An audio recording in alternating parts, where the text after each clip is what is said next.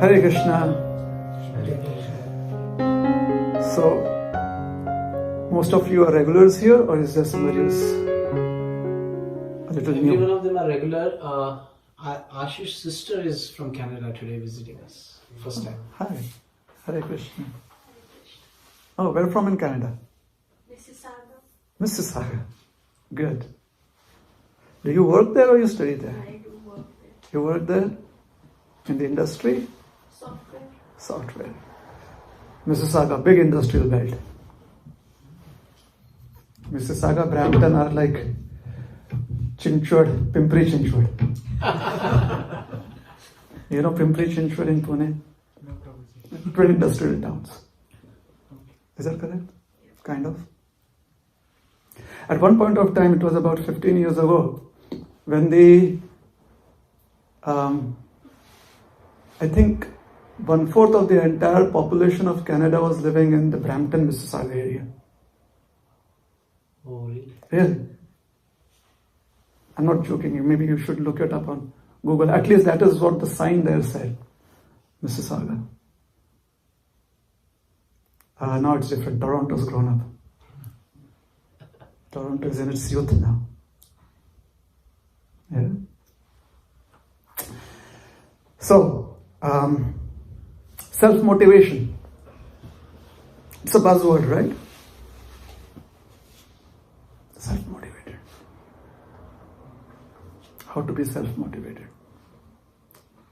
Should I do Shivasasana for that? Standing up on my head? Fasting? Yeah, some seminars. So it's helpful. So we'll talk a little about the self. I'll tell you a story. So many ages ago, when there were kings and kingdoms on this planet, horses, people riding on horses, armies like that, cavalry. There's a beautiful kingdom, very prosperous.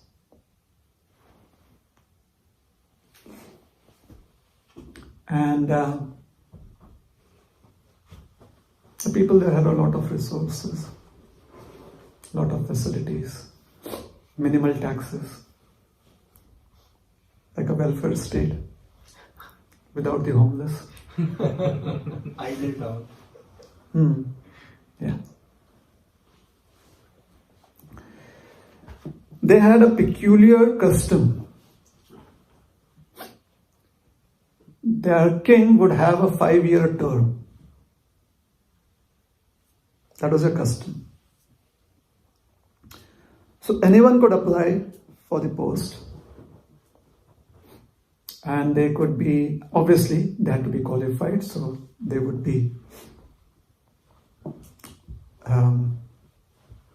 vetted, and then they could be the king.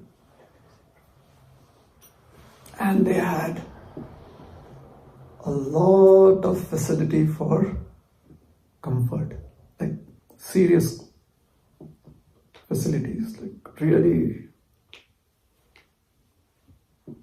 Even their servants would have BMWs.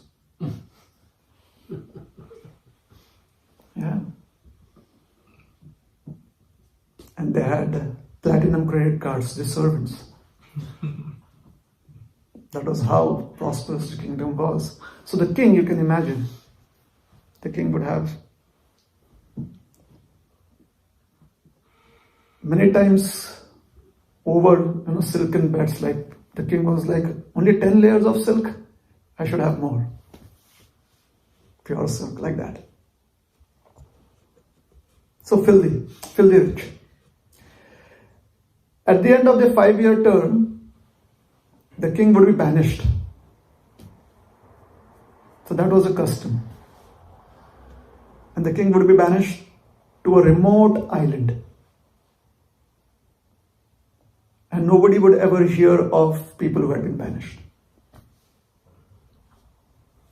So you could be the king for 5 years, and then you would be banished. So, you know how people are Jugadu people. You know what is Jugadu people? Smart people, right? So a few of the citizens, they felt that with so much power, they could find some way by which they may change the system or overcome the system. So they would become the king. And they would have such satisfaction ruling over the kingdom. Besides the facilities for enjoyment, there was so much power vested in the king that the king could, be generous. The king could look after the welfare of his kingdom very well, to one's heart's content. So administration was really very, very fulfilling for the king. It was like Amazon 2 years ago. Right now it's difficult in Amazon. But when Amazon started booming, it was like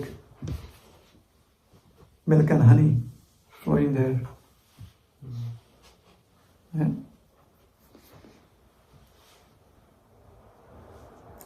So anyways, so the first year they would just absorb everything. The second year they would realize that dues have to be paid in just 4 years' time. The third year they would become concerned because they wouldn't find a way out of the system. Yeah. You had to have that X factor to get out of the matrix, right? So no one had the X factor. They thought they had. By the fourth year, they would be having the primary symptoms of depression. And the fifth year was spent in a lot of stress. And at the end of the fifth year, they would be banished. Now, there were rumors that this remote island was very wild. How wild was it? The island was totally unexplored. And it had a lot of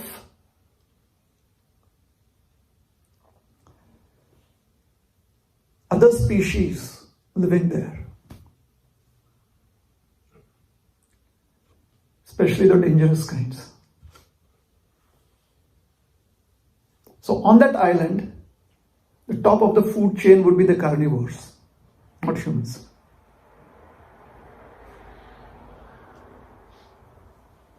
Since it was a lush and green island, there would be enough on the bottom of the food chain too.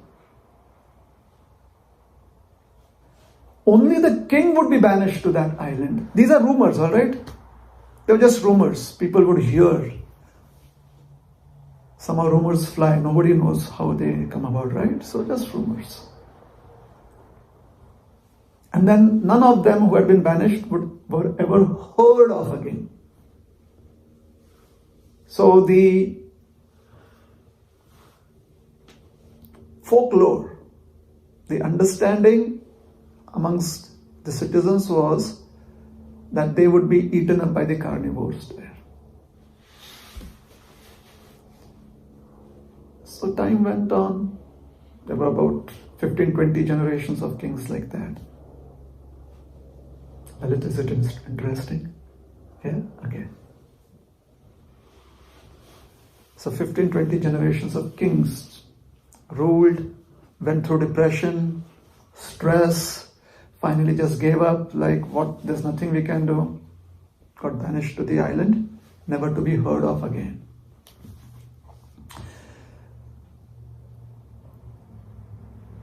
The 21st generation somehow or the other was inspired by the Hare Krishnas. And some sky plane flew by, dropped pamphlets. Something happened.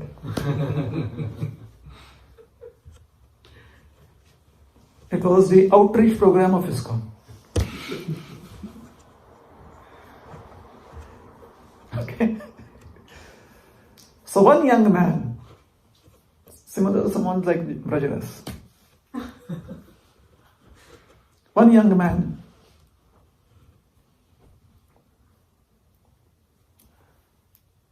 already was a little eccentric, therefore fits you. He had this sudden brainwave or eureka moment, I want to be king. So his parents were like, shh. They were trying to give him some sleep medicine so that he could sleep. But he just broke loose. He said, no, I want to be king. So then the neighbors heard they needed a king. It was vacant for some days, the throne. So this was 5 years plus 2-3 days like that. So when the neighbors heard, they said, hail our king, hail our... People would be very happy to make somebody the king, isn't it? Correct? Like everyone is very happy to find someone who can distribute prasad. As long as we are in line to it. With plate for prasad. So who's going to distribute prasad today? He. He's best suited. Or she. Very rarely it's I, because you're never sure what would happen. Unless until you know the game, that if you are serving prasad, you get to keep 3 plates for yourself. If you have the inside news, then you would be like volunteering every time. So anyways, they were all very happy. They anointed him as the king, so he started ruling. And he was a happy fellow.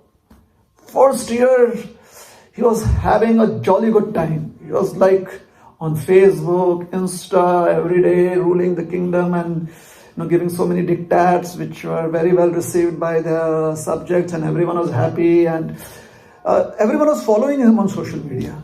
Really popular king. Like what is the king going to do today morning? That is what people would be waiting for. So he was making a lot of money off social media too. He's getting revenue. Smart fellow. So he gets his salary, he gets the perks. Second year, and some of the ministers and his friends, they're like, we just have 4 more years. Yeah, I know. Let's have fun. So then he would have people come together, Kirtan, and discussions, discourses, visit holy places, take the entire kingdom with him, then have festivals, and everyone was like, this king is different. And the doctors, especially the counselors, the psychoanalysts, they were concerned. Is this a new strain?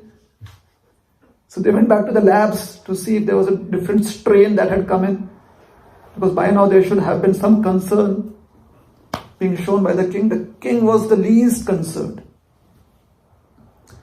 Since he was there on social media, you know how social media works. Yeah.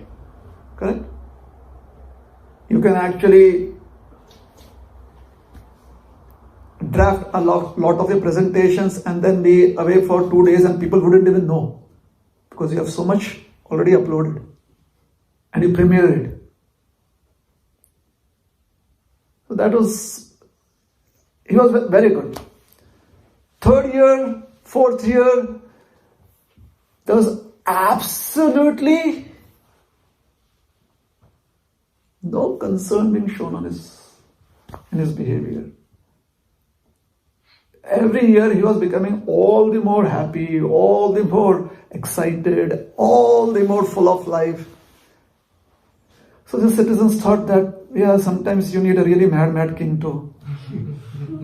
As long as everyone's happy.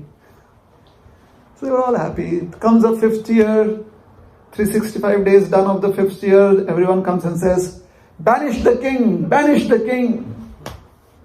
So the king comes out in his best of dress, and he brings his best of chariots. He's like, hello everyone, Hare Krishna, yeah, I'm leaving, don't worry, you'll hear from me. And people are like, anyways, this is a story to tell our grandchildren and great-grandchildren. Once upon a time we had a king like that. So they banished him to the island. Now they were looking for a new king. So they found a new king. A couple of years passed.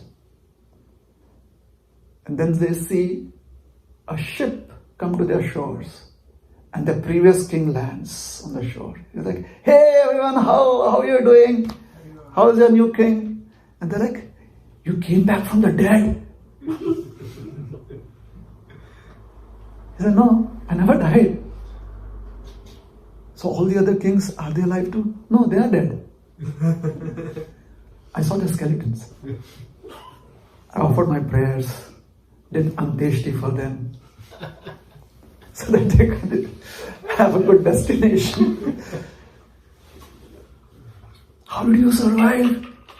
He said, very simple. When I would have things premiering on social media, I would disappear from the city. I would take a few skilled personnel with me to the island. And I started developing that land. I was taming the wildlife there. I made a sanctuary for those who could not be tamed. Fenced them in. I dug wells. In fact, I have a better palace there than what is here. Nice courtyards, nice orchards. And I have the latest PlayStation 5 too. On that I play Hare Krishna games. They're like, how did you do it? He said, I read the Bhagavad Gita, that plane, that flew. They dropped something. So I read it. They said, what did you read? So I said, okay. If you want to know what I read, so pull out the Bhagavad Gita right now and I'll tell you what I read. So everyone's ready? Yeah? So we are going to read this verse from the Bhagavad Gita. Alright? This is chapter 2, verse number 69. Everyone's got that? 2.69. If you go to Google, just type BG 2.69.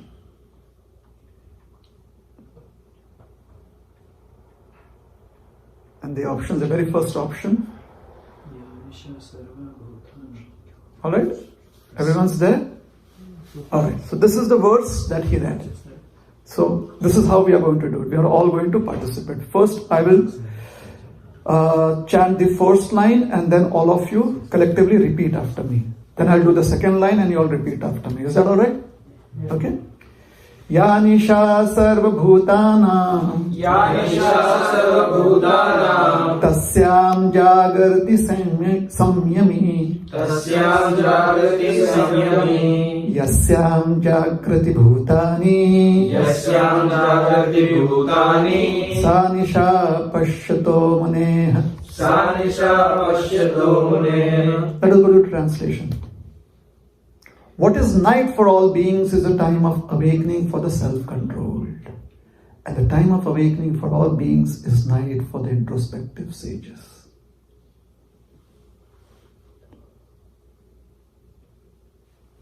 Well, it seems very catchy, isn't it? Maybe we could meditate on this verse this week, right? Night for all beings is a time of awakening for the self-controlled. Who is a self-controlled entity? Somebody who has a strategy in life. If you have some strategy in life, you exert control over your other senses, right? Yeah.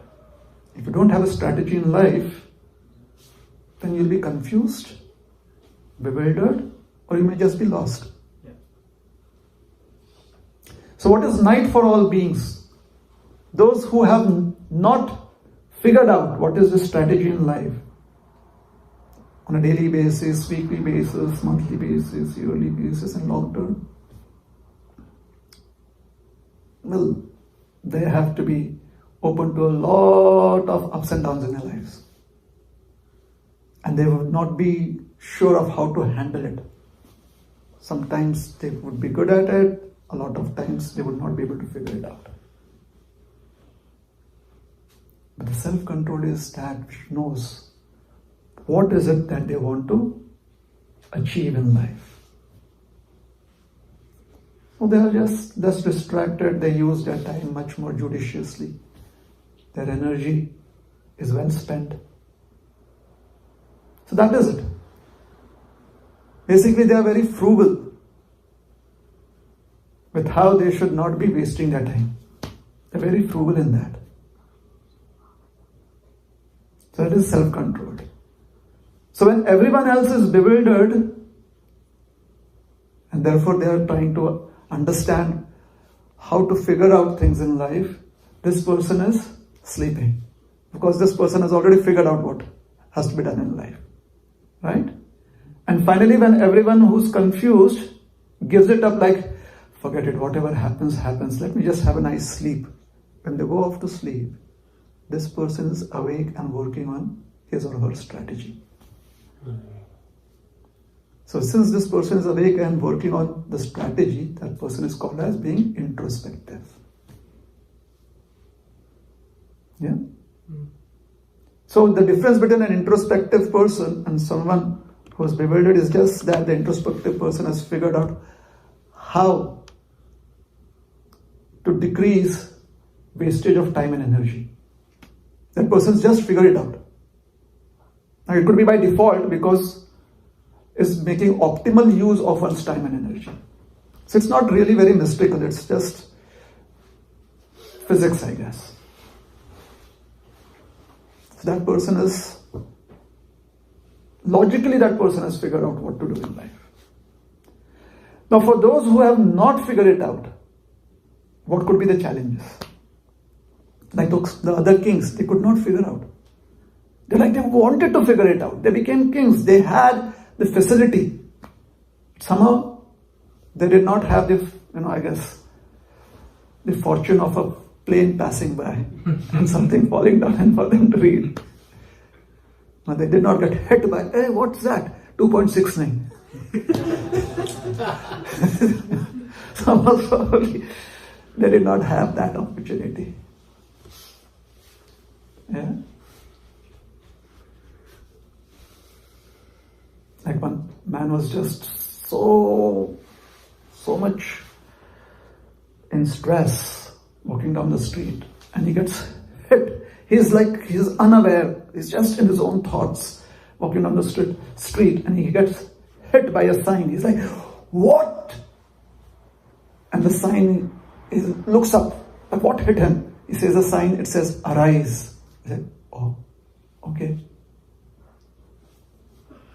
Now somebody else it was just kindergarten teacher who was telling the students arise, but this made sense to him in that moment.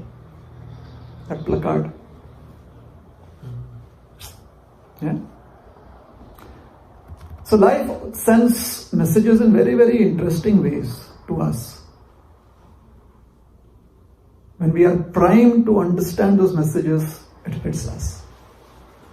When we are distracted, we are on some other channel, we miss out. So challenges. So what are the challenges? So now we'll go to Bhagavad Gita 4.40. For someone who's taking some time figuring out what could be the strategy in life, these are the challenges that that person has. 4.40. Yes? So again we'll do the same process. Agyascha Shraddhanascha Samshayatma Vinashyati Nayam Lokosti Naparo Nasukham Samshayatmanaha.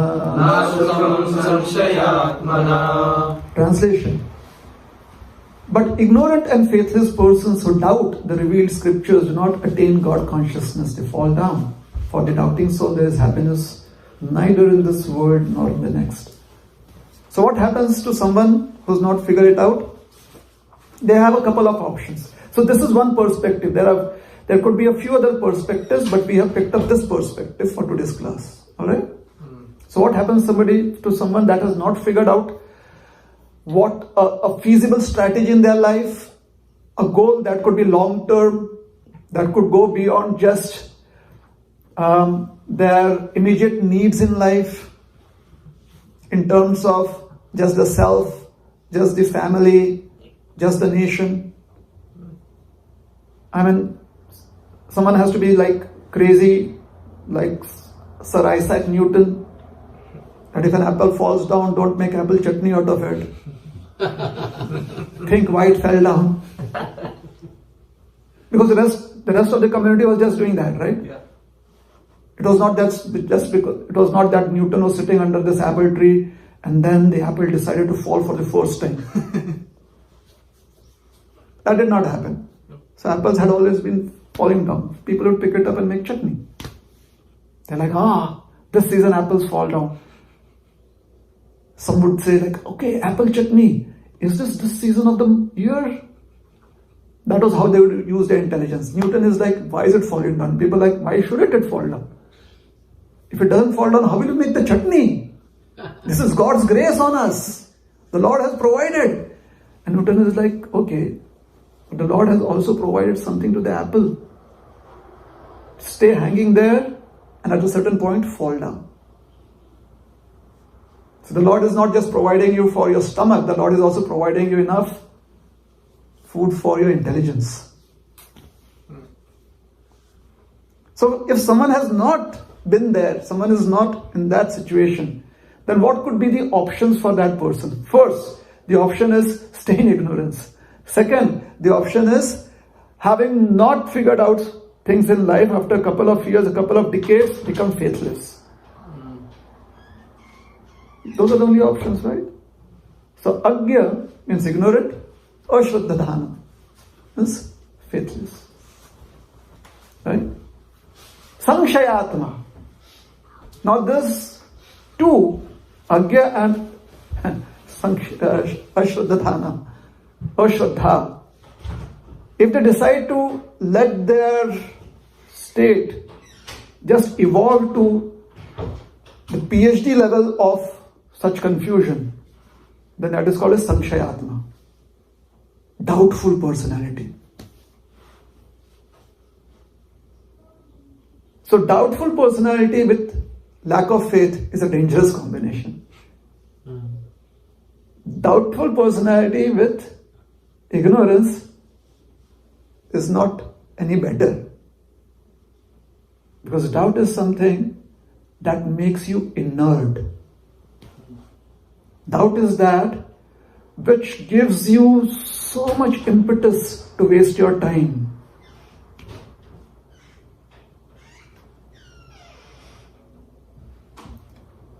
When you have...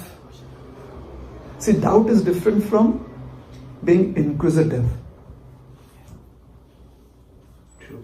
That is what we are trying to discuss. Someone can say, oh, if you have doubts about scriptures, so is that wrong? No, you are inquisitive about scriptures. Don't be doubtful about scriptures.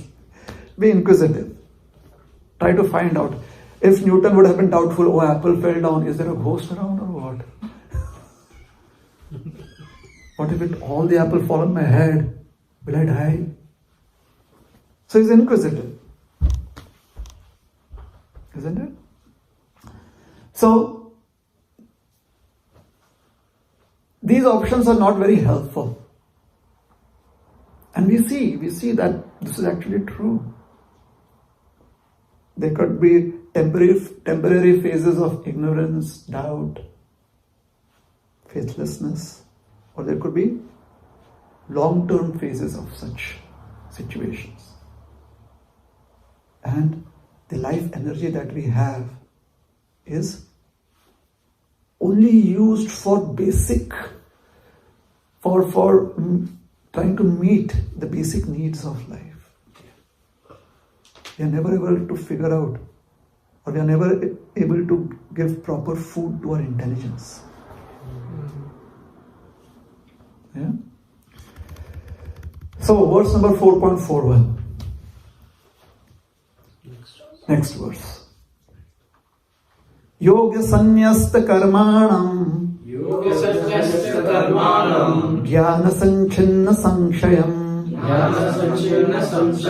atmavantam na karmani nibadnante dhananjaya. Translation: one who acts in devotional service, renouncing the fruits of his actions and whose doubts have been destroyed by transcendental knowledge, is situated factually in the self. Thus, he is not bound by the reactions of work or conqueror of riches. So Krishna is hinting at what could be the remedy in this verse. What is the remedy? The remedy is that expose yourself, stand there right in the middle of the street and say, let me be hit by 2.69 from somewhere, somehow. Explore. Explore beyond what the standard means of livelihood train you to be. The standardized version. Explore beyond that. Try to explore beyond not just the parameters, but also the ingredients that have been standardized for us in terms of living. Try to explore beyond that. Why should we explore beyond that? Because we have the facility to explore beyond that. Today there is this gentleman somewhere in South California establishing some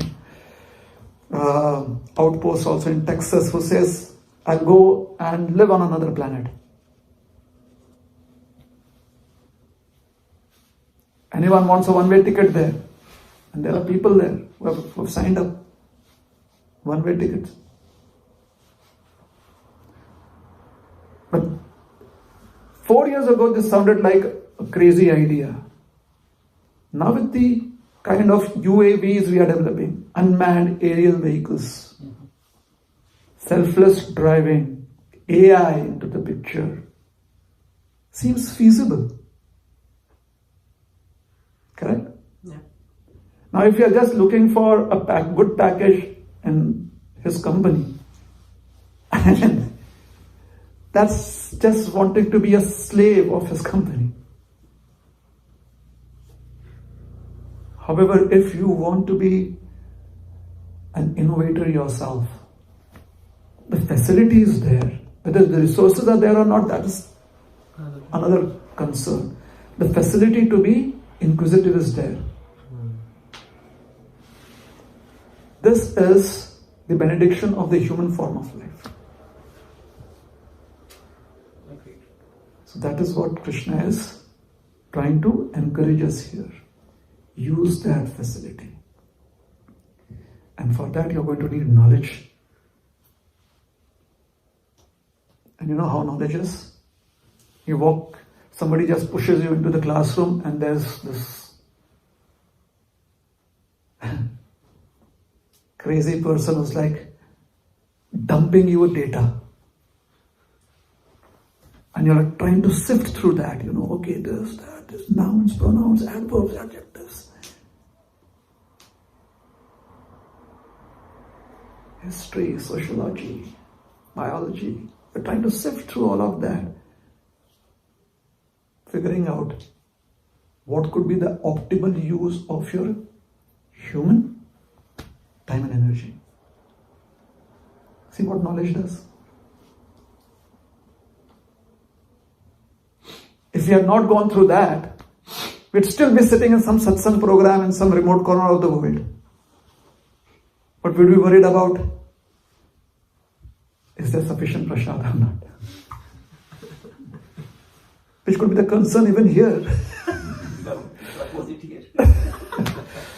It's the opposite here. But here you also are interested in what knowledge you can gain more.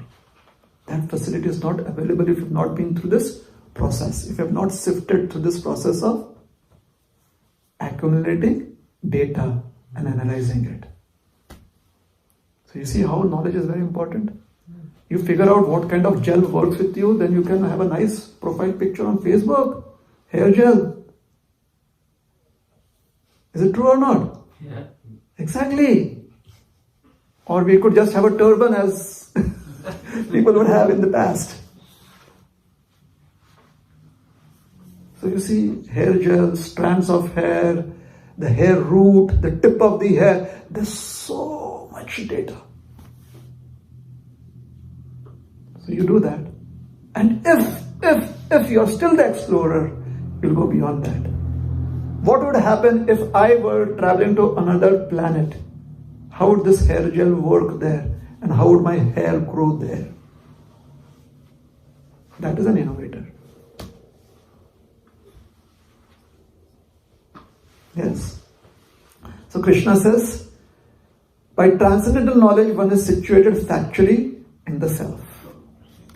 And we'll conclude with the next verse of the Gita. This session, this part of my presentation, all right? Next verse is 42. Tasmad ajnana sambhutam ritastham jnanasinatmanah chitvainam sanshayam yogam Atishthotishth Bharata. Translation. Therefore the doubts which have arisen in your heart out of ignorance should be slashed by the weapon of knowledge. Armed with yoga, O Bharata, stand and fight. Stand and fight basically means figure out how to make the hair gel work on your hair on another planet. Because it's a fight. If the gravitational activity there is different, as soon as you take the hair gel out of its, or maybe it will not even come out of its nozzle or out of that thing, it may start floating. It may melt. Yeah. It could hurt you. So you have to fight to protect yourself. Yeah? So stand and fight. Basically it means do that which is essential for you to be self-motivated and protect yourself. Helpful? This section of the Gita is helpful? Yes? So this is what was done by the 21st generation of the king of that island. And he sent me a message, right, today morning. He said, you should share these verses with the group today. And that is how I'm sharing it. Okay? Alright.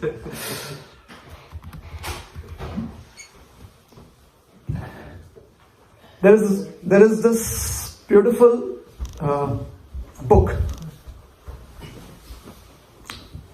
It sounds like the book, it seems like it is full of grandma's tales. Because most of that would have been heard by previous generations. Like our grandma today is YouTube.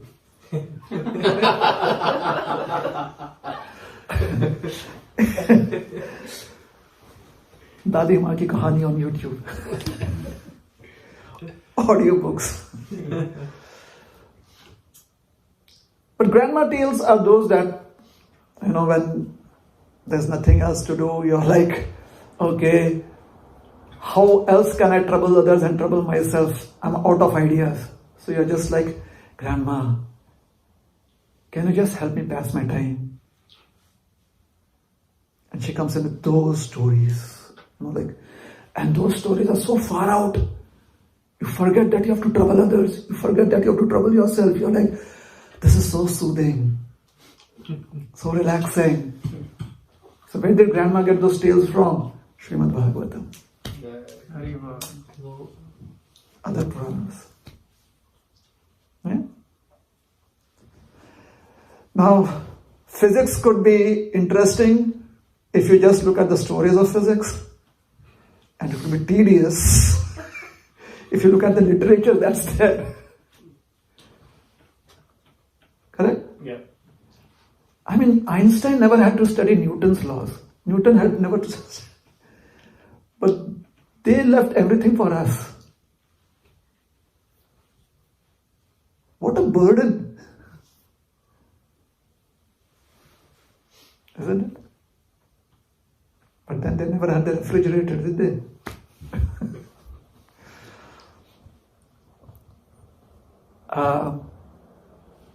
So the literature could seem a little tedious. If you learn to read, or if you learn to understand the meanings of the words that are there in literature, you fall in love with literature. If you just connect with the meaning that is being offered when we read those words in the literature, in the Puranas, like, man, that makes sense. So that's how one can go through the Puranas, sift through them, read through the Puranas. So Srimad Bhagavatam, there are various cantos, various volumes. 12 volumes, 12 cantos. Actually it's skanda. Somehow the other, the English translation is cantos. Sometimes you feel a little concerned about anything that starts with can't. Can't, oh. So therefore people feel, I can't. Oh sir. Oh madam, I can't, oh. Skanda is good. Yeah? So 12 skandhas. Basically you don't know what it means, so it's good. It sounds foreign. Mystical, skandha. So the 7th canto describes a very, very healthy mutation of the Lord.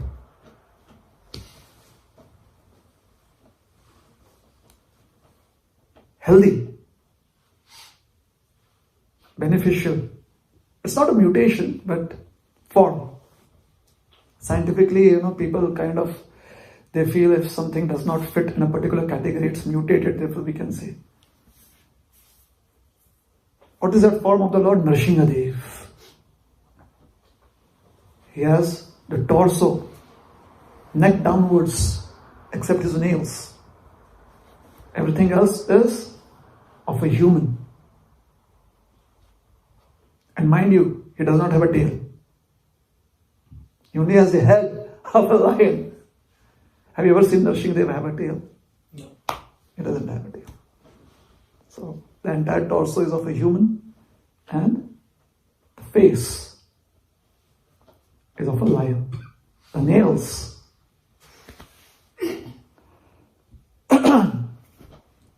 they're of a lion. So Nrsimhadev, it's like he comes packaged with Prahlad Maharaj. That's a complete package.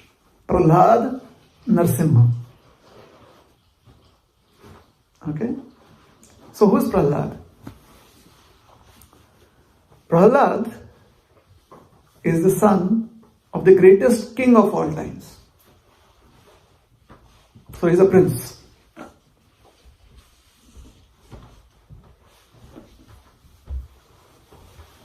There were other siblings, but Prahlad was the one who would always get straight A's.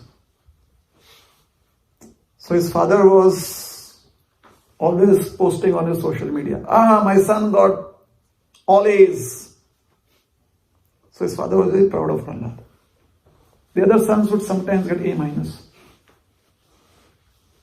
He would always get A plus. Prahlad. And Prahlad was so generous.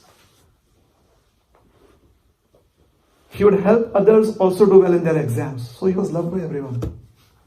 And I said, Prahlad, tell us what are the 20 most important questions that could come. And Prahlad would figure it out in his brain, He had that kind of aptitude. He could just figure out from how the chapter, the lessons were being taught. He could figure it out. And the children would all do well. So they were all sold out to Prahlad. That Prahlad, you helped us pass in our exams. Our parents are happy. Every day they are giving us vegan ice creams. What? How can we repay you? Prahlad said, all right. There's this nice facility. What is this facility called, Rajas? Kirtan Center. There's a nice facility, Kirtan Center. Pittsburgh Kirtan Center. Okay, Pittsburgh Kirtan Center.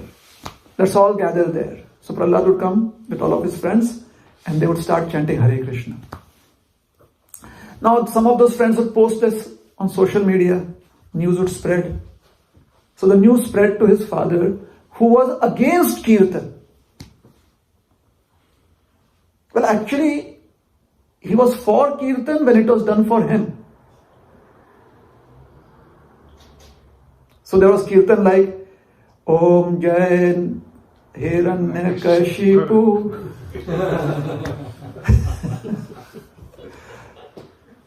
So he would be very happy with that Kirtan.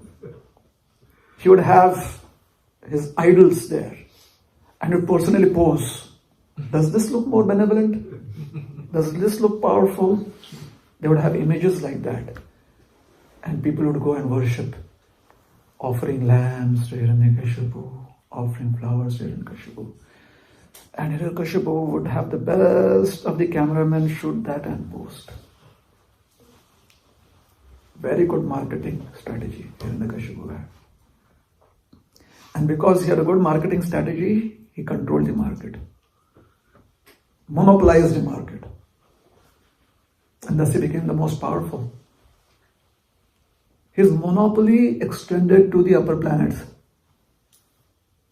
Like Brahmaji said, hey, I'm not on social media, so leave me out of it. Everyone else had subscribed to the marketplace. Hiranyakashipu's marketplace. So they were all subservient to Hiranyakashipu. So Prahlad is making everyone chant Hare Krishna. News reaches his father. His father gets very, very, very, very concerned, not angry. Yes. You have to be politically correct.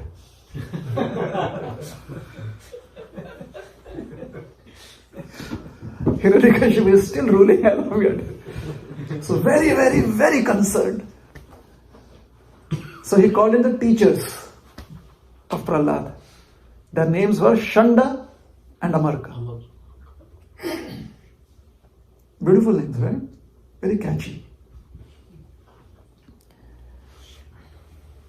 So Shanda and Amarka, oh, they were such scholars. Amazing. They knew the scriptures like the back of their hand. They're so good at it. In their hearts, they accepted Krishna as a Supreme Lord. Unfortunately, their hearts were very weak. They were very weak-hearted. So although they believed that Krishna is the Supreme Lord, they doubted themselves that is our belief correct? Maybe Hiranyakashipu is the Supreme Lord. Because of this dilemma, they were constantly troubled. What is it that we should teach the children?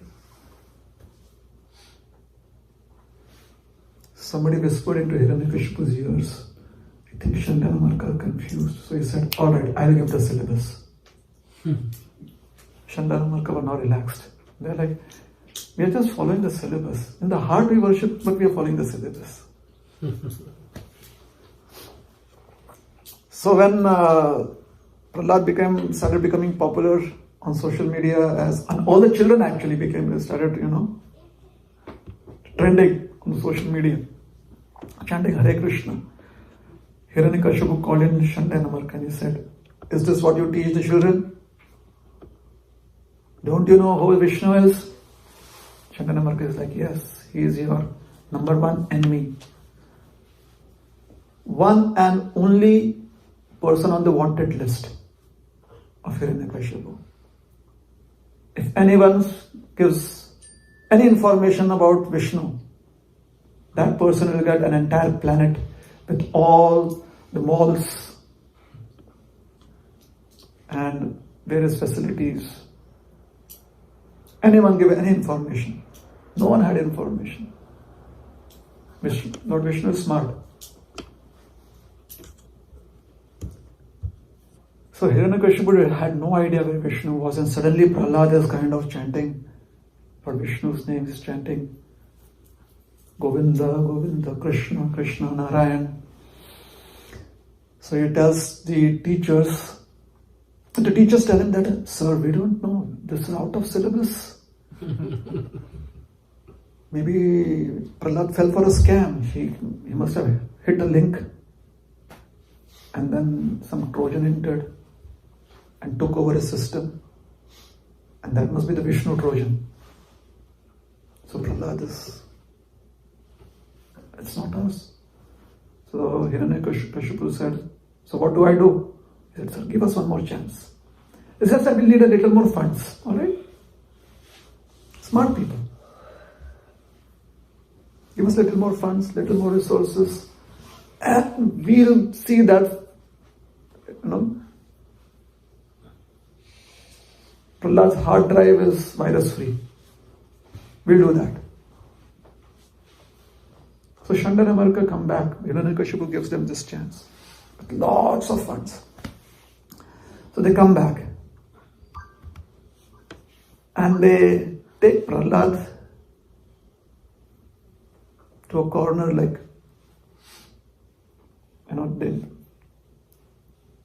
they are alone with Prahlad, and they ask him, "Vatsa Prahlad bhadram te satyam kathe mahamrisha." "Oh, Prahlad, you are so fortunate that all fortune be bestowed upon you. We'll give you all vegan ice creams, chocolates, all fortune. You can also go to Disneyland.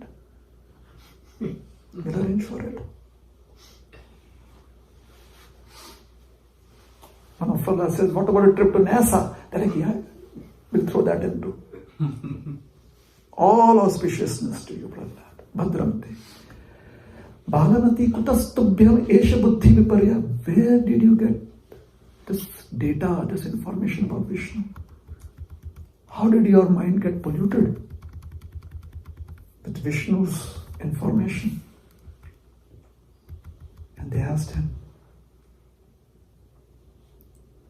"Tell us in secret. We promise you, our lips are sealed. We'll not tell anyone. Whatever you whisper in our ears, it'll stay right here. And let death come to us. We will not reveal the secret to anyone." Prahlad is just looking at them. What kind of alien language is this? I don't understand it. So they simplify it for Prahlad.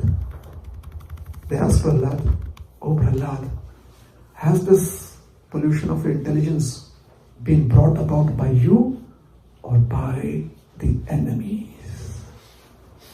Prahlad, you know there are enemies, right? You have to be very careful. They can be very dangerous. And this is how people scare you into being subservient.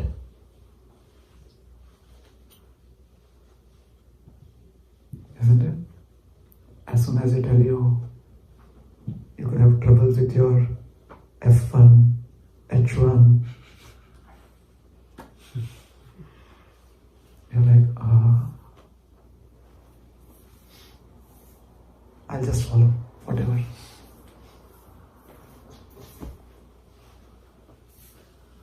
Prahlad is with the enemies.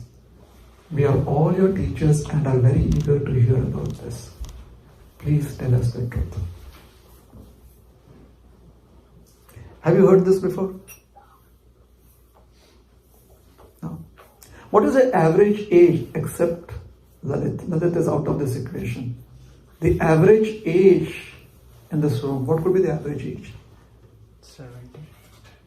Average? No. The average age. 35. Oh, I thought average death age. 34, 35. 34, 35? Lalit, you're? 7? 8? 7? 7. Okay, we'll take 7. He was like, yeah, I'm 7. Prahlad is 6. I mean, he doesn't even fit on any of the mean median mode of the graph. He's way outside this graph. He's 6. And the Srimad Bhagavatam explains what is Prahlad's reply. Okay? So if you can type SB 7.5.11. Search for SB 7.5.11. We are there? 7.5.11. 11. Yes.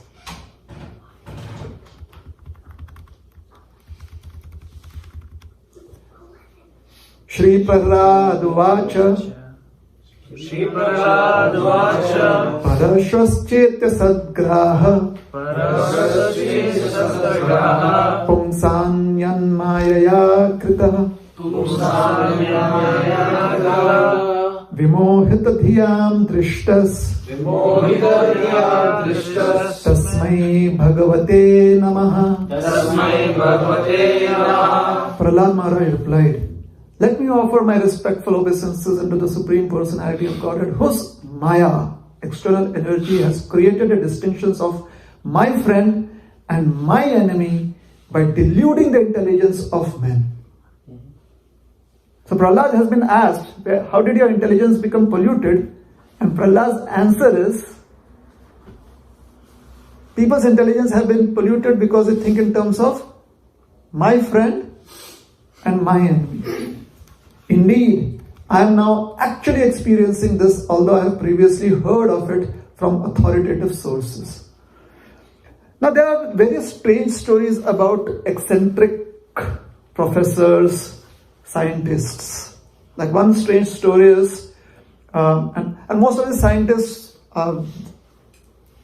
generally, they are revered as scientists only when they have like crossed 50 years of age, right?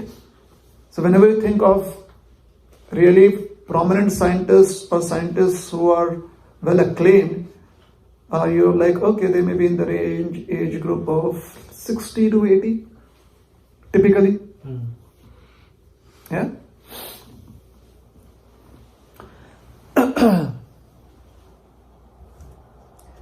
So one such scientist was into, in his lab, and there was something interesting happening, very, very involving.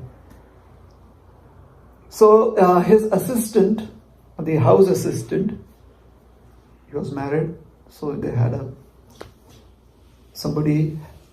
house help.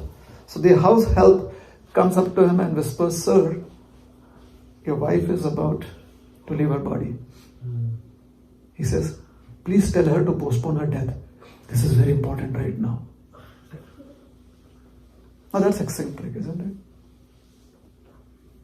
However, it's not that they're being stupid. Not only have they figured out what different interactions in this material world mean, they are also kind of convinced that death can be a little managed. And if they were not convinced like that, we wouldn't have so many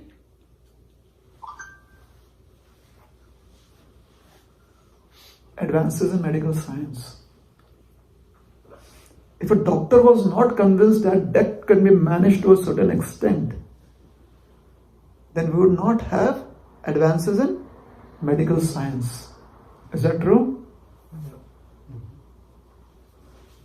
Now, obviously, in the ultimate sense, they realize that at one point of time, you have to give in to death. But they try to challenge it as far as they can. So that is what makes them a little eccentric. They are not really eccentric. They are very thoughtful, and hence the way their thought process works is, it's like electricity, 440 volts. Is it 440 volts right now? Here also, in the wires, 440 volts? Here is 120 or 140. 120. 110? Okay, 120, 110 volts. What would happen if you touch a naked wire with 110 volts? It's not good. It's really not good. But is there anything happening to the copper wire itself? No. Now what if the voltage increases to 10,000 volts? What would happen to the copper wire? It will melt. Science makes sense. So it is not that the copper wire is unaffected by the current. However, at 110 volts, it has sufficient resistance to let the flow of energy happen and not be much affected by it. We are not able to tolerate it. Scientists have a much higher capacity of thoughtfulness. So when they express their thoughtfulness, we are not able to understand it. Yeah. Alright? And what does a scientist do? A scientist is 110% inquisitive.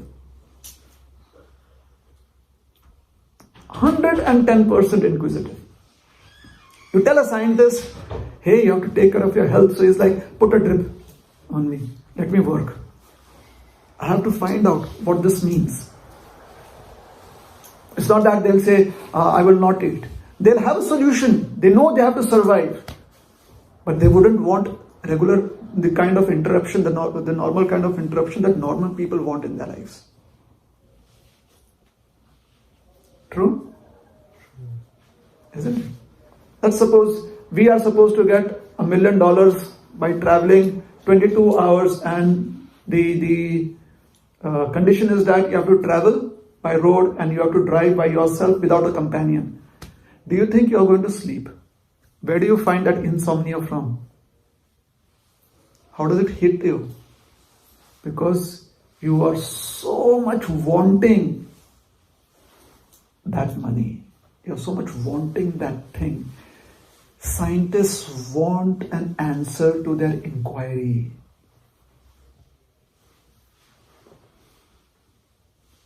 Alright? So therefore, a scientist is never able to understand this kind of differentiation between friend and enemy. They say, let the politicians handle that. They are into understanding, into getting answers to certain interactions in nature. Therefore, Prahlad at 6 years of age is expressing that attitude, that kind of aptitude.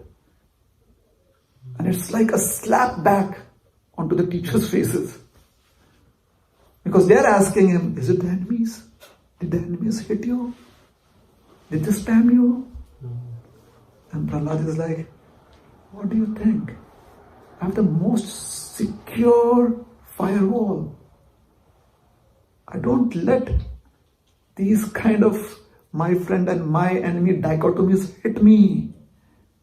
Because I understand these dichotomies hit people who are having a wonderful romantic affair with Maya.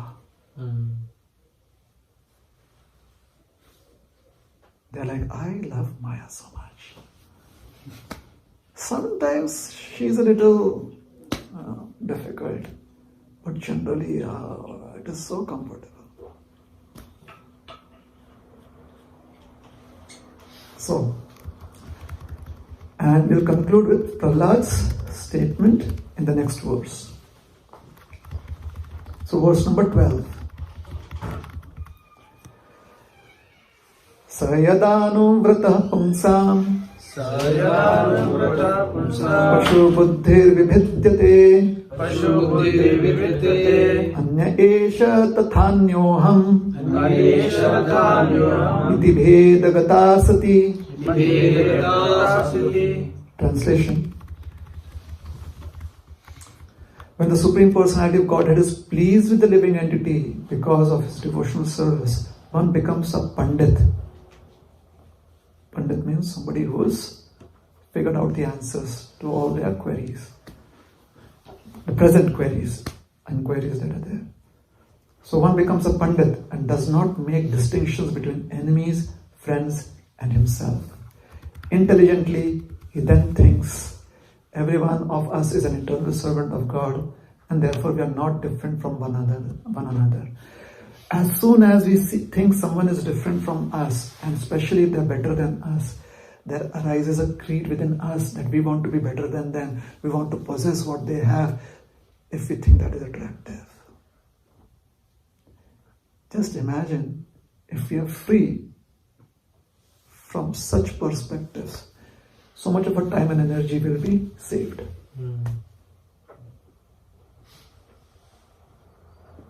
So be very selfish in life. Save your time and energy and utilize it optimally. And Bhagavad Gita teaches us the process. Puranas teach us the process. The ancients have taught us the process.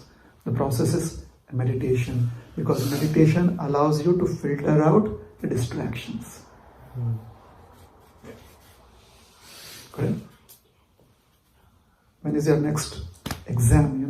When do you have to sit for your exam? I'm done. Write a paper. 4 months after. 4 months after. When was the last one? 2 weeks ago. 2 weeks ago? So you had to kind of sit with a question paper and answer it. Mm-hmm. Was it online or was it Offline. offline? What was duration? 2 hours. 2 hours. Did you remember your parents for those 2 hours? Did you remember what are your ambitions in life? Did you remember what kind of clothes? Did you remember your bank? You were meditating right there. Those questions, they kind of hypnotize you. Till the time the question paper did not come, you were like freaking. And as soon as the question paper comes,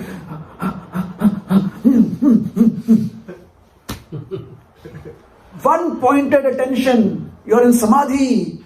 The problem is it is only 2 hours or 1 hour every 4 months. And for those 4 months, you go back and collect all rust. And then you have to dust it off 15 days before the exam. And again go for 2 months of meditation, 2 hours of meditation. And after 4 years, you're like, I'm done with meditation. Now I just have to increase my bank balance.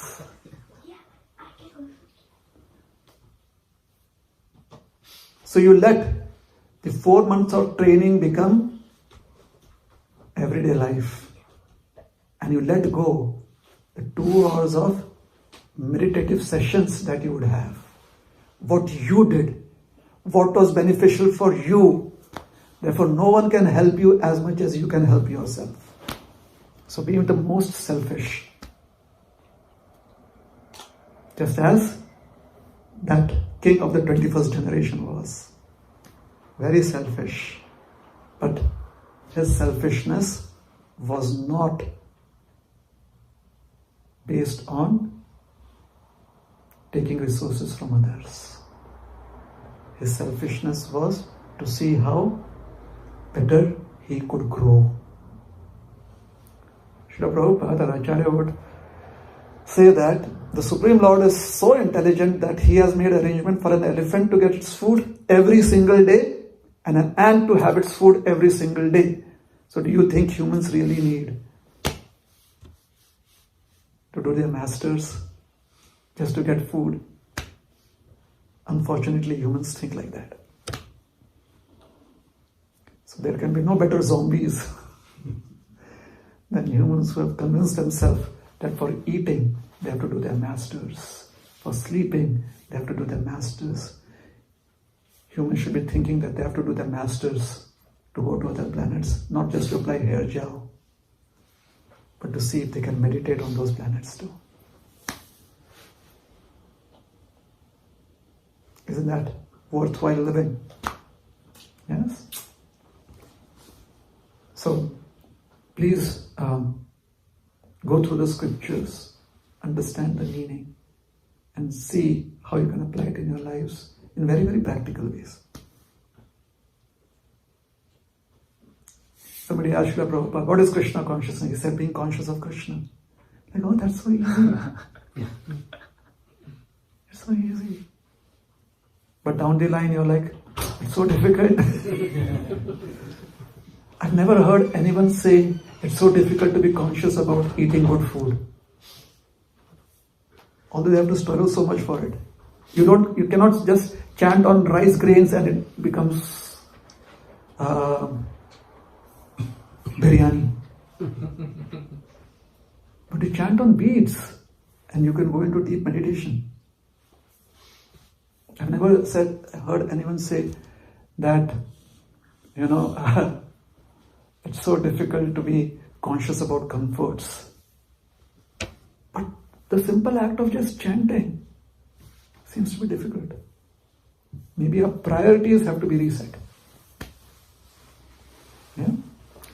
So try it out. Chant Hare Krishna with proper priorities in life and see if it works. It has worked for a few people. I can say it has kind of worked for me. There could be others who could give their testimonies too. Yeah? So wish you all the best. Thank you very much. Hare Krishna. Srila Prabhupada ki jai. Gaur Bhakta Vrinda ki jai.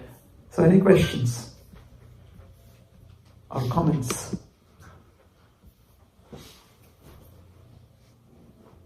Do you have a question? First of all, very nice connections you made between the verses and brought the whole point back. But in spite of being inquisitive or being open to ideas, the dualities of this world still affect. And when these dualities sometimes are so strong that they take away the intelligence, and then you fall down to levels that you wouldn't otherwise have gone. So how do one handle the dualities of this world? Do you know the story about the scientist and the boatman? How many of you have heard the story about the scientist and the boatman? Okay. You should do a drama, Rajas. Yeah. Do it sometime. No. I mean... Okay, no. You can narrate and then we'll do it next. So a scientist was going back to his hometown, his village, after like a NASA scientist, let us say. He's going back to somewhere in Africa, through jungles and a really remote place. So finally he has to cross a river, needs a boatman. So a boatman takes him onto the boat. They are rowing across. The scientist looks at the boatman and he says, this looks like a simpleton. Maybe I should give him some tips. So he asks the boatman, have you ever studied biology? And the boatman said, what? He said, biology. The structure of the body, the structure of how other living entities, their bodily structure. Have you ever learned that? Studied it? He says, no, sir. He says, 25% of your life is a waste. Then he asks, have you studied it? So, have you studied A? No, sir, 25% of my life waste. Have you studied B? 25% of your, another 25% lost. Have you studied C? Another 25% lost. So, 75% of his life is wasted. Now there is a storm. A storm comes out of nowhere, like a whirlwind. And the boat is about to capsize. He says, where are the lifeboats? He says, this is just a boat. There's no lifeboat. This boat is the only lifeboat. So he tells him, sir, you have to jump across and swim. He says, I don't know swimming. The boatman says, 100% of your life is. So coming back to your question. See, the boatman does not have so much access to understanding dualities in life. So, a knowledgeable person is one who knows that when one is, it's like, let me give you this example, and then I'll conclude with, or I would complete this statement. I'll stop here. Most of us have come to the Indian format of education. Who's not done that? Any of the adults? So we understand the Indian format of education. 10th standard, 12th, then there is graduation, post-graduation, right?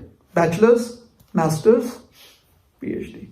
So 10th grade, 10th standard, 12th standard is still the same in India, correct? In 10th standard, after 10th, what were the subjects that you all stopped? Are getting more data on. Typically, I'll tell you what it is. History, civics, geography. Social sciences. Is that true? Is it not? True? Social sciences given up. 12th standard, what did you decide to give up? If math, did you decide to give up bio? Some people do that. Biology, they give up. Right? 12th, if you take commerce, you give up science and you take up some of math. True? So a person, a knowledgeable person, a person who's acquiring knowledge knows when to give up what. If they don't give up, they do not have sufficient time to manage everything. Unfortunately, in life, especially when we try to deal with the principles of life, we accumulate a lot of things which creates so many dualities on different levels. Too many accumulations. Right? I'm getting married. Oh, then how will my partner deal with my father and my mother? Or duality.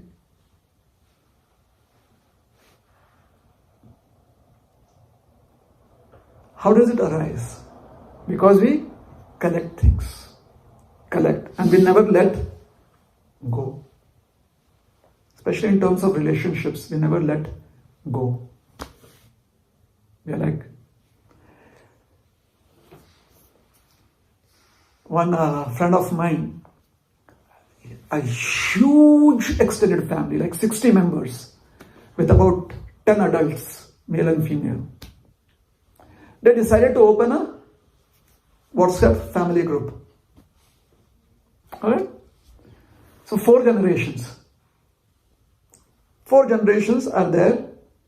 The eldest, there are 10 of them. As soon as they opened up the WhatsApp group, like, hey, we are all on this group for the first time. Every morning, each one would say, Namaste Nana, Namaste Nani, Namaste Dada, Namaste Dadi, Namaste Extra Dada, Namaste Extra Dadi. And they would say, Ashirwad Beta, Ashirwad Beti, Ashirwad Beta, Ashirwad Beti. All of that in that group. After 15 days, what do you think happened? Some of them just muted the thing. You have to know when to let go of relationships. That is knowledge. Because with relationships come so many other assets.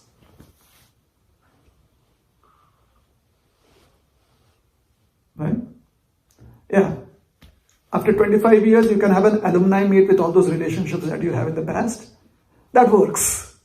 But every day having that, imagine the kind of conflicts that would be there, misunderstandings that would be there.